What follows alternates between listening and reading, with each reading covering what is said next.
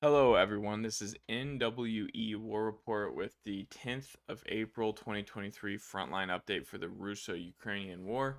We're going to go ahead and dive right in. We have kind of big news with the Ukrainian counteroffensive, or not so much counteroffensive, but counterattack taking place in Bakhmut that had some relative success and ended up saving the situation for Bakhmut. So, if you guys will remember, in the last video that we had, I talked about how the Russians had captured essentially two very large areas. First of which was this area, essentially the entire downtown region, was gobbled up in a period of a day or two. This was probably because Ukraine retreated from this zone, and then there was a Russian attack on the flank that ended up taking out this region here to the um, bottom left-hand part of the screen. So the Ukrainian side counterattacked in both directions, had relative success in both directions. They didn't completely reverse the lines back to where they were, but starting with this southwestern corner here, I had stated how this was extremely troublesome for the Ukrainians because if the Russians were able to hold on to this, these high rises give a very advantageous position. They could then attack both of these warehouses here, and at that point, the entire southern flank of Bakhmut has been collapsed, and essentially the battle is completely lost. Now, the Ukrainians prevented that from happening. They moved back into this high-rise district. They recaptured the post office right here.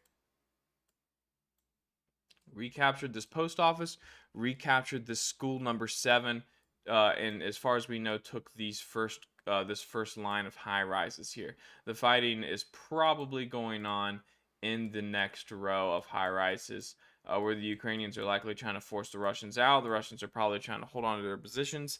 The battle by this point might have already turned back, and the Russians could be trying to recapture this line of high rises. We don't really know. We just know that Ukraine managed to recapture the post office and the school. So we're going to go ahead and mark that as a successful Ukrainian counterattack. And can't stress how big a deal this is. This in my personal opinion, this completely saves the situation. It allows Bakhmut to keep holding on for an additional amount of time. Hashtag Bakhmut holds. So this is kind of a big deal. Uh, you know Cancels out any kind of Russian claims that the city's going to fall anytime soon.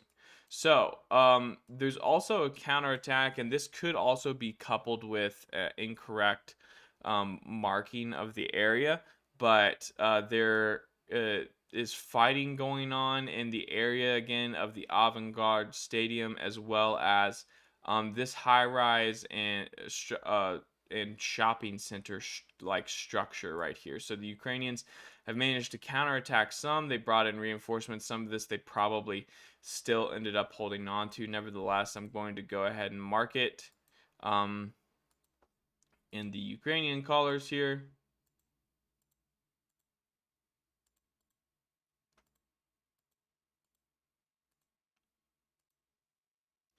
This area right here. So, um, you know, pretty successful counterattacks for the Ukrainian side. Managed to better the situation. In terms of this one right here in central Bakhmut, in my personal opinion, they're eventually going to have to abandon this area anyways.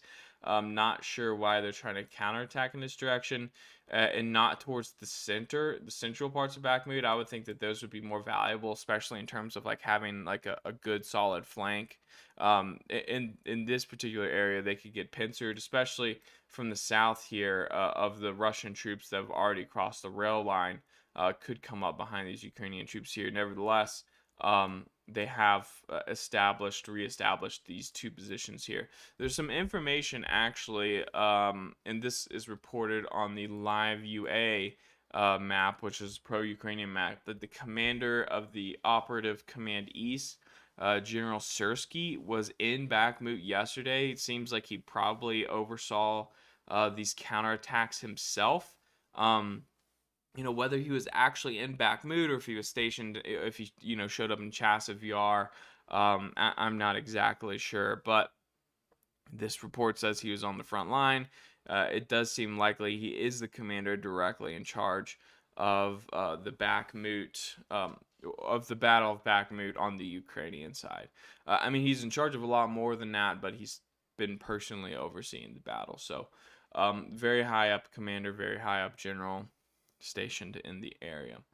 Now, to talk about a few of the other changes on the front line, we have some updates here in the area of Avdiivka, and this does come from Suryak Maps, but he is reporting two things. First of all, he reports that the Russian side essentially captured this zone here that I already have marked, and I do apologize for that. I had this marked either incorrectly or he was somewhat late to update it, but there was essentially a pocket built around um, these two tree lines right here that the Ukrainians were defending, and the Russians ended up moving in there, and the Ukrainians moved out of that. So the line is roughly stabilized on the roadway here now. So we already had that marked. It's no big deal there. But the Russians have been advancing in the area of Vadian to the north, allegedly capturing over some Ukrainian trenches. Now, those trenches, as you could see right here, looks like this is actually a roadway. Those trenches are probably these positions right here, specifically this big position right here. So we're going to go ahead and mark that on the map, giving the Russians control over this area. But they have made advances in the direction of Sieverne, however the hell you say that. Go ahead and mark that as under Russian control. So this is the recently captured Russian ground. In terms of a quick frontline update in the other places where they're fighting, very typical. You could see the same three general areas: the Donetsk area, the Bakhmut area, and the Kremenna area. All right, now real quick at the end, I do want to spend a little more time talking about these leaked U.S. documents. I'm not gonna show you guys the documents, just because I don't want any kind of involvement in that. Like, I'm not gonna take any risk in showing you guys the documents. You can find them online. The other issue with that is that the documents, at least some of them, have been altered. Some of them have been proven to be legit. Still, whether or not they were released intentionally or unintentionally, I'm not sure of that information, but it appears that they were not at the highest level of top top secret security clearance. Like, they were at somewhat of a lower level. There was probably several hundred people or so that had access to them. This might have been the case that it was in some kind of information packet that was distributed, maybe at some kind of meeting or a conference. In my opinion, looking at the pictures of them, all the documents appear to be folded up. So this is the type of thing where it looks to me like someone folded this thing up and put it in their pocket. And they basically contain information on strengths of each side. But there's an interesting statement at the top of one of the documents, and it was the document that was trying to estimate losses for both the Russian and Ukrainian sides and current strength ratings, which, looking at this document, I find it to be extremely unreliable. And it essentially says that at the top. But the statement at the top of the document, and this is allegedly coming from the Defense Department, the U.S. Defense Department, and it says, "We have low confidence." So the U.S. State Department has low confidence in Russian and Ukrainian attritional rates and inventories because of information gaps, OPSEC intent efforts. I don't know what the 10 efforts means, and potential bias in Ukrainian information sharing. Casualty assessments, which fluctuate depending on source, are informed by Russian, Wagner, and Ukrainian officials. Okay, so they're basically saying everything you need to know about the conflict right there. Is that, like, they any kind of casualty estimates given to you by the U.S. government have a low level of confidence, which means they're highly likely to be inaccurate. And not just inaccurate, but very inaccurate. So that's very important. Like when you see these officials get up on TV and people talking about casualty rates, first of all, they have no idea what they're talking about. Um, Second of all, even little hints that they have a high probability of being wrong. And then they go on to say that the information they gather come from Russian, Wagner, and Ukrainian sources alone. Those are the same sources that I use to gather information. So, um, as you can see, like the U.S. government's working off the same information that I am, and it's not good information. So like coming to like conclusions on casualty numbers, like basically just believing what people tell you, is not going to be accurate. If I've done it in the past, which I'm sure I have, I apologize. I just have to tell you guys, this kind of information that's being posted up on Telegram, on Twitter, is, a lot of time there's an agenda behind it. Whether it's from the Russian, of course, the Russians have an agenda. Of course, the Ukrainians have an agenda. The Americans, the Brits, everyone's got an agenda in this. So, there's a reason why certain people want you to see information. That doesn't necessarily mean the information is wrong, but it definitely doesn't mean information is right. So just keep that in mind. Keep in mind that the U.S. government apparently has no personal assessment of casualties on the battlefield. They base their numbers off of Russian and Ukrainian officials. So, then they go on to give a statement about the document, which basically ranks the different ground forces of each side, or ground and air forces of each side, and their sustainability. So like high indicates the force can sustain operations in all domains. Moderate indicates the forces have difficulty sustaining operations in one domain, and low indicates the forces are unable to sustain operations across multiple domains. So, inside of that ranking, I'm gonna just read it out to you, and keep in mind I have low confidence in this document, and I'm not gonna put the document on the screen. But they're claiming that Russian ground forces are at 63% strength. Russian air defense forces are at 97% strength, and then their Russian air power in general, which is fighter bombers and rotary wing aircraft, is at 92%. And then an overall rating of moderate. So ground forces struggling the most, air and air defense virtually completely intact. And then Ukraine has an 83% ground force rating, which I find to be rather preposterous, especially when they break down the number of tanks and stuff that have been destroyed by the Ukrainians, or destroyed on the Ukrainian side by the Russians. Like they're essentially saying in this document that Ukraine has double the fielded tanks that Russia has, which is just complete nonsense. And then air defense is at 73%, and then air power is at 68%. I'm also skeptical about the air power.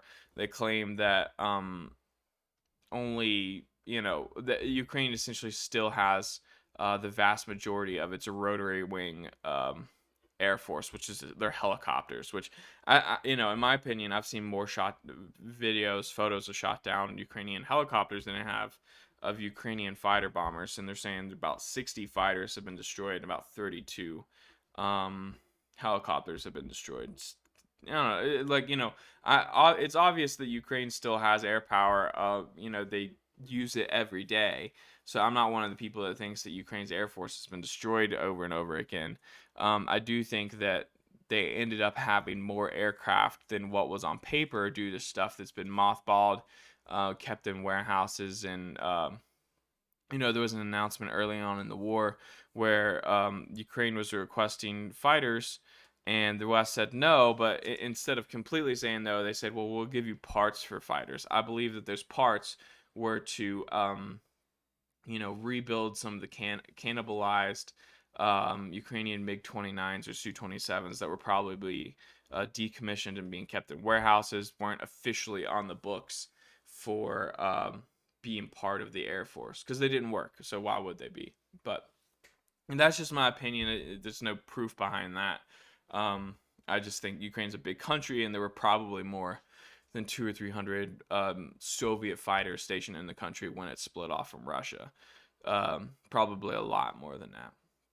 Anyways, low confidence in all of that information. So, the information to me, after the opening statement doesn't really mean anything. In my opinion, all these documents that were released, none of them had any kind of plans for the actual offensive in it. There was just basically information that the U.S. was collecting on both Ukraine and Russia. Some news media sources have suggested that. Um, one of the big telling facts is like that, not only are we spying on Russia, but it seems like we're also spying on Ukraine because we're not getting this information directly from Ukraine. We're getting, outside of like their statements, a lot of this information allegedly is coming from, our satellites looking at Ukrainian forces compared to Russian forces, which, in my opinion, contradicts the statements made in these. That's just what's being said on the news. So I don't know. I don't know. I know that kind of muddies the water a little bit, and I'm sorry, but that is what's being said. Is that the U.S. is spying on both sides. So I don't know. Like there's telling information there. Like obviously the government doesn't really 100% trust Ukraine. They admit that some of these sources and this information is biased for Ukraine. It's and obviously they believe Russian sources are biased. Um, Ukraine apparently is not, according to the U.S. government. They have low confidence in the information that Ukraine is sharing with us. So that is, also potentially a problem. Um, of course, Ukraine is fighting for its defense. So to say that, they are defending themselves, and they have stated in the past that accurate casualty numbers, and this is direct statements from the Ukrainian government, but they're stating that the actual number of casualties is one of the most protected state secrets they have. So it's very, very top secret information. That tells me, obviously, high casualty numbers can affect public morale and public support for the war. Same thing with Russia. It's likely why both sides have claimed so few casualties. One of the things mentioned in this report, which is accurate, is the Ukrainian MOD and the Russian MOD's public claims about casualties. And for the Russian MOD, they still only claim about 6,000 KIA and 3,600 wounded in action, and then the Ukrainian MOD claims between 10 and 13,000 KIA and 10,000 wounded in action. So I mean, obviously those numbers are completely ridiculous. The U.S. DIA assessment is not, in my opinion, is not much better for either side. It's marginally above. It's a lot. It's way further above that for the Russian side. Essentially, they're claiming Russia has total casualties between 189 and 223,000, and Ukraine has total casualties of 124 to 131 thousand killed in action and wounded action added together. That's what that number is. I don't think either of those numbers are close to being accurate. So, all right, guys, that's my rambling on that situation with the documents. I'm sure you can find them somewhere. The U.S. is allegedly trying to find out who released them. I'd say they're probably in pretty big trouble. There's some speculation that it could have been released well, not unintentionally, or from a like the person that shared the documents didn't realize like that he was wasn't trying to post them up line. Like maybe it was just sending them to one person and then it got shared everywhere. So like it wasn't potentially not like a traitorous act, I guess you could say, on behalf of some American official. All right, guys, that's it from me today. Don't forget to like and subscribe, and I will see you next time.